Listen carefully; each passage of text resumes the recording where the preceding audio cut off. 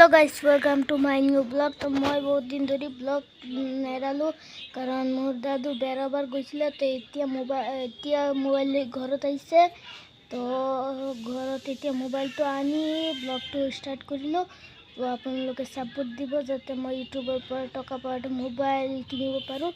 तो এতিয়া গা ধুই আহিলো तो কাপোৰ পিন্ধা নাই এতিয়া পেণ্টটো পিন্ধিলো तो এতিয়া স্পৰ্টিং পিন্ধো।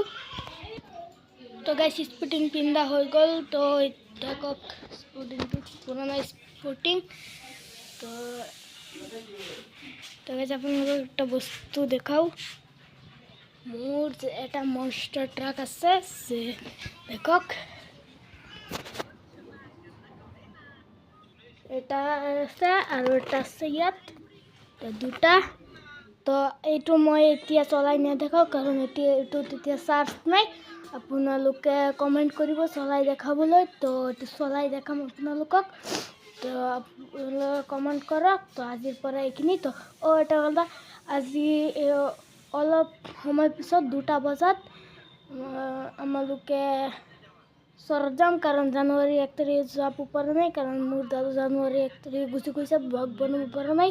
তো আজি যাম তো সেই ব্লগ বনাই যাম তো সি তাত কি আছে তো আপোনালোকৰ তাত শ্বেয়াৰ কৰিম। তো আজিৰ পৰা এইখিনি তো মিলিয়াম চৰত গৈ তো বাই।